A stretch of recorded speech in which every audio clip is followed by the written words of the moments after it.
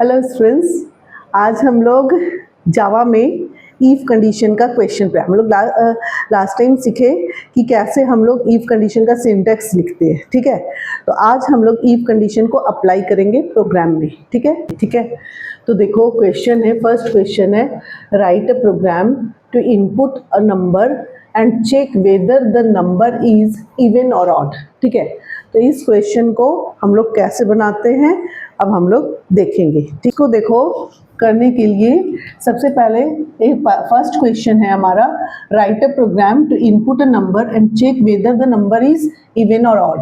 तो इसको हम लोग बना रहे हैं। ठीक है, तो बनाने के लिए सबसे पहले हम लोग इंपोर्ट करेंगे स्कैनर का क्लास को, import Java dot util dot asterisk. ठीक है, फिर क्लास का नेम हम लोग कुछ भी दे सकते हैं, सपोज नंबर देते हैं। ठीक है, फिर नेक्स्ट है public static void main string args.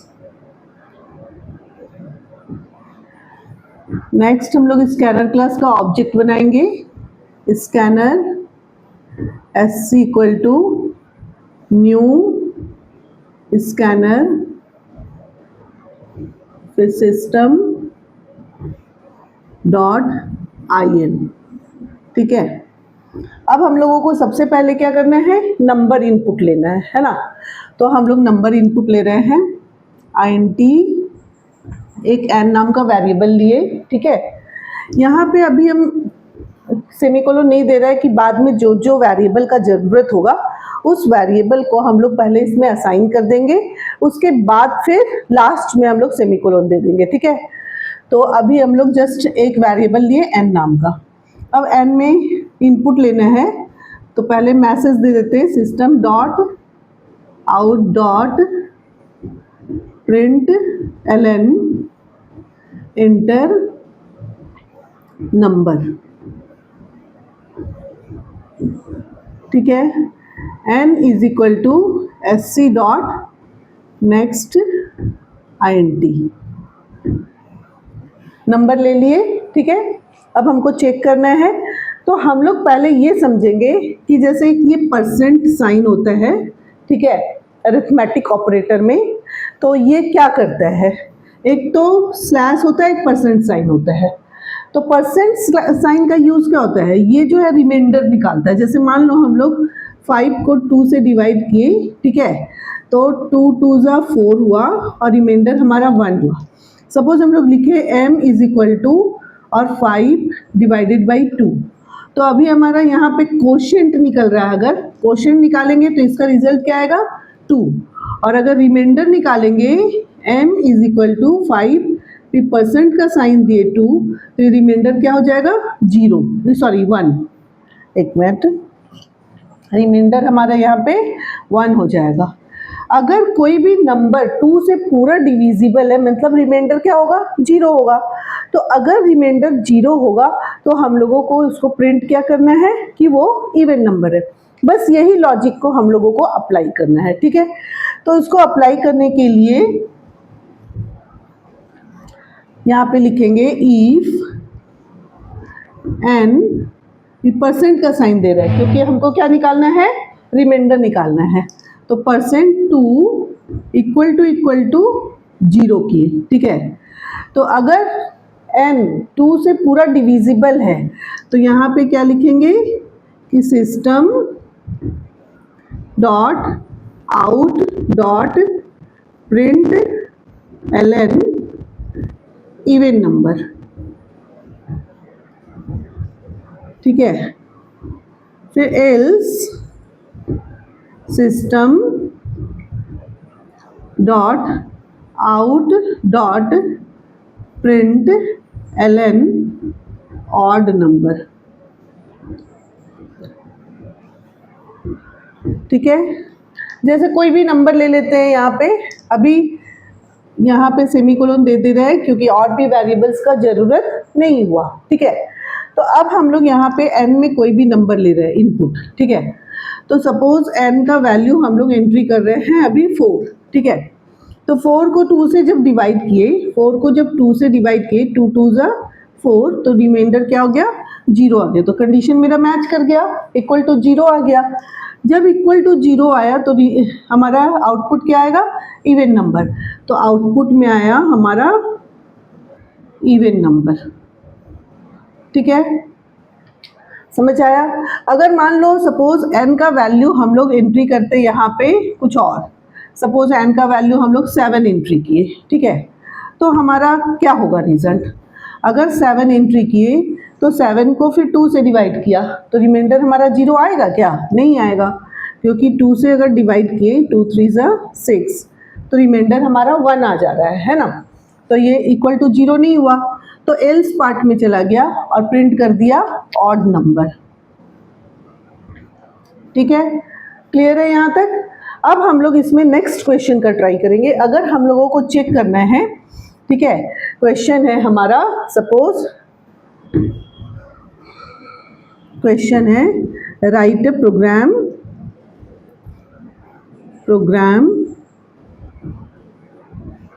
To input a number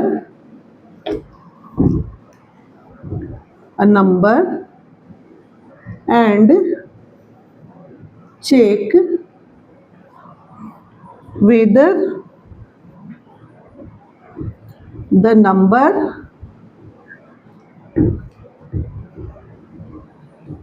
is divisible by 3 and 7, ठीक है, ऐसा चेक करना है, मतलब 2 नंबर से चेक करना है हम लोगों को। तो इस प्रोग्राम को कैसे लिखेंगे, ठीक है। तो इस प्रोग्राम को लिखने के लिए सबसे पहले तो n में एक वैल्यू लिए, ठीक है।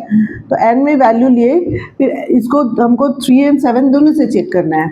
तो यहाँ पे हम लोग क्या लिखेंगे, हम लोग यहाँ पे लिखेंगे कि n डिविजिबल बाई 3 अगर इक्वल टू 0 है, एंड इसमें कौन सा लॉजिकल ऑपरेटर लगेगा, एंड लगेगा, and n divisible by 7 equal to 0 है। तो यहाँ पे हमको प्रिंट क्या करना है, नंबर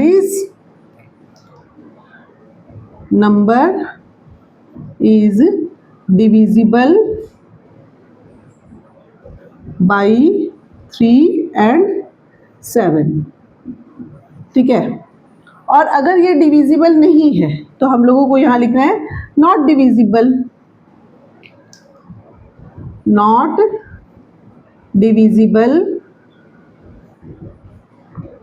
बाई 3 and 7, क्लियर है, ठीक है। तो इस तरह से ये इवन ऑड का बनाएं और ये दूसरा क्वेश्चन बनाएं, ठीक है। इस तरह से हम लोग मल्टीपल चॉइस का भी क्वेश्चंस वगैरह बना सकते हैं, ठीक है। तो दूसरा क्वेश्चन अब हम लोग ट्राई करते हैं। देखो अब क्वेश्चन क्या है, क्वेश्चन हमारा है electricity board charges from their consumers according to the units consumed per month के हिसाब से कैलकुलेट करना है, ठीक है, as per the tariff given. अब हमको इलेक्ट्रिसिटी बिल कैलकुलेट करना है जैसा टैरिफ दिया गया है, ठीक है। तो टैरिफ क्या है, यूनिट्स कंज्यूम्ड और एक साइड है चार्जेस। यूनिट्स कंज्यूम्ड में दिया है अप टू 100 यूनिट्स अगर है तो ₹1.35 पर यूनिट के हिसाब से लगेगा। More than 100 units and up to 200 units अगर हुआ तो ₹1.50 पर यूनिट के हिसाब से लगेगा, और मोर देन 200 यूनिट्स हुआ तो ₹1.80 पर यूनिट के हिसाब से चार्जेस कैलकुलेट करना है, ठीक है। तो क्वेश्चन है write a program to enter consumers name and units consumed, calculate and display the name of the consumer along with the total amount. Total amount हमको कैलकुलेट करना है। तो अब हम लोग इसको बनाते हैं, ठीक है। तो देखो सबसे पहले हमको क्या लेना है, कंज्यूमर का नेम और चार्जेस, यूनिट्स। हम लोगों को 2 चीज़ इनपुट करना है। क्या क्या इनपुट करना है, कंज्यूमर का नेम, तो नेम इनपुट करने के लिए हम लोगों को स्ट्रिंग वेरिएबल चाहिए। तो सपोज nm नाम का एक वेरिएबल लिए जिसमें नेम इनपुट करेंगे, ठीक है, और हम लोगों को यूनिट्स लेना है। तो यूनिट्स के लिए इंटीजर में यूनिट नाम का एक वेरिएबल लिए, ठीक है। अब यूनिट में एंट्री कर रहे हैं, unit is equal to sc dot next int, और यहाँ पे हम लोग यहाँ पे लिख दे रहे हैं, मैसेज दे देते हैं system dot out dot print ln enter units, ठीक है। यहाँ पे नेम भी एंट्री लेना है, एक मिनट। अब हम लोगों को क्या करना है, नेम और यूनिट्स एंट्री लेना है, ठीक है। तो सबसे पहले नेम एंट्री लेने के लिए system dot out dot print ln message दिए एंटर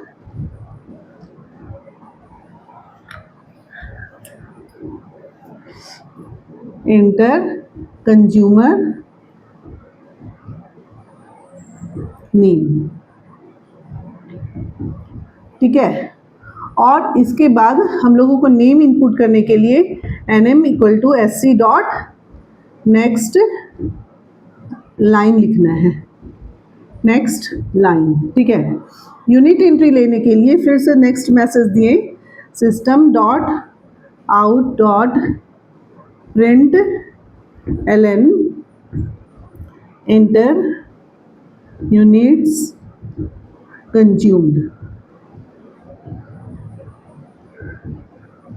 फिर यूनिट एंट्री लेने के लिए unit is equal to sc dot next int, ठीक है। अब हम लोगों को चेक क्या करना है, हम लोगों को चेक करना है कि अगर फर्स्ट 100 यूनिट्स हुआ तो 1.35 के हिसाब से हमको कैलकुलेट करना है, ठीक है। तो हम लोग यहाँ लिखेंगे if unit is less than equal to 100 अगर है, ठीक है, तो क्या चार्जेस जो है 1.35 मतलब क्या फ्रैक्शन में आएगा रिजल्ट, है ना। तो हमको डबल डाटा टाइप लेना होगा। तो यहाँ पे हम लोग लेंगे डबल, सपोज चार्ज के लिए एक वेरिएबल लिए, तो यहाँ लिखेंगे चार्ज इक्वल टू क्या करना है हमको, जितना यूनिट लिए, ठीक है, इनटू चार्ज मेरा 1.35 के हिसाब से कैलकुलेट करना है। तो ये फर्स्ट हमारा कंडीशन फुलफिल हो गया, ठीक है। अब हमारा नेक्स्ट कंडीशन क्या है कि अगर more than 100 units and up to 200 units अगर है तो उसको कैसे लिखेंगे, एल्स इफ के बीच में स्पेस है, ठीक है, यूनिट यदि ग्रेटर देन है 100 एंड यूनिट अगर less than and equal to 200 है, अप टू 200 है, तो चार्जेस 1.50 के हिसाब से है। तो हम लोग यहाँ पे लिखेंगे चार्ज इक्वल टू, अब देखो इसमें एक तो हो सकता है कि यूनिट इंटू 1.50 कर देंगे तो हो जाएगा, लेकिन अगर फर्स्ट 100 यूनिट्स का अलग निकालना है फिर नेक्स्ट 100 यूनिट्स का अलग निकालना है तो हम लोगों को दोनों का अलग अलग करना होगा, नहीं तो फिर हमारा वैल्यू ज़्यादा आ जाएगा, है ना। तो हम लोग इसको ऐसे करते हैं, फर्स्ट 100 यूनिट्स का जो है 1.35 के हिसाब से ले लिए, ठीक है, प्लस और नेक्स्ट 100 यूनिट्स जो है यूनिट माइनस 100 कर दिए, जो जितना बचा यूनिट इंटू 1.50 के हिसाब से कर दिए, ठीक है। तो ये क्या हुआ, फर्स्ट 100 यूनिट्स का 1.35, फर्स्ट 100 तो फिक्स है क्योंकि हमारा यहाँ पे 100 से ज़्यादा है और 200 से कम एंड इक्वल है, तो फर्स्ट 100 यूनिट्स का तो 1.35 के हिसाब से लगा, लेकिन जो ज़्यादा चार्जेस है तो यूनिट माइनस 100 कर दिए, तो जो बचा है वो 1.50 के हिसाब से लगेगा, ठीक है। फिर नेक्स्ट एल्स इफ, अब नेक्स्ट कंडीशन है कि अगर यूनिट मोर देन 200 यूनिट्स है, ठीक है, तो चार्जेस क्या होगा 1.80 के हिसाब से। तो हम लोग यहाँ पे लिखेंगे यूनिट ग्रेटर देन है 200 से। तो अब हम लोगों को 3 स्टेप्स में करना होगा। तो फर्स्ट क्या करना है कि charge equal to first 100 units का तो 1.35 लगा, ठीक है, प्लस नेक्स्ट 100 यूनिट्स जो है उसका 1.50 के हिसाब से लगा, प्लस नेक्स्ट जो है मीन्स यूनिट -200 कर दिए, तो जो बचा उसका लगेगा 1.80 के हिसाब से, ठीक है। तो ये कैलकुलेट हो गया टोटल। अब हम लोगों को नेक्स्ट क्या स्टेप है कि ये चार्ज को प्रिंट करना है। तो यहाँ पे लिख रहे हैं प्रोग्राम को कंप्लीट कर रहे हैं, system dot out dot print ln। और देखो हमको कंज्यूमर का जो नेम लिए वो भी तो प्रिंट करना है, तो हम लोग यहाँ पे कंज्यूमर का नेम जो है nm में है, तो nm को प्रिंट किए, और चार्ज जो है प्रिंट ln, चार्ज मेरा चार्ज नाम के वेरिएबल में है, तो चार्ज को प्रिंट किए, ठीक है, नेम प्रिंट कर दिए, और जो चार्ज हमारा यहाँ पे कैलकुलेट होकर के आएगा वो प्रिंट होगा। फिर इसको, ये हो गया पब्लिक स्टैटिक वॉइड मेन का क्लोजिंग, और फिर नेक्स्ट क्लोजिंग है हमारा क्लास का। क्लियर है, समझ आ गया? तो इसके बाद हम लोगों को इफ कंडीशन का बहुत क्वेश्चंस है, तो कुछ क्वेश्चंस प्रैक्टिस के लिए डिस्क्रिप्शन में दे देंगे, तुम लोग उसको प्रैक्टिस करना। अगर नहीं समझ में आया तो कमेंट करना, कमेंट में आंसर देंगे, ठीक है। Okay, thank you.